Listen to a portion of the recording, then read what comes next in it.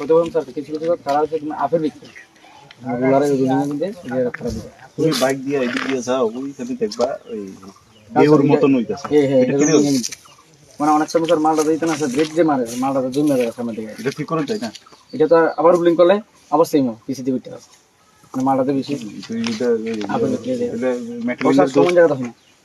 মেটালিংয়ের অন্য জায়গাতে তো ওই না, অন্য অন্য জায়গা কি আপনার আছে আর স্যার এটা আপনার রোলারটা আমরা বেশি বুঝলাম একটা জিনিস এই রোলারটা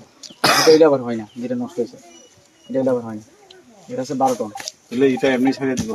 ওটা স্যার না না যেটা হয়েছে এটা করে দিন স্যার ঠিক করে দিন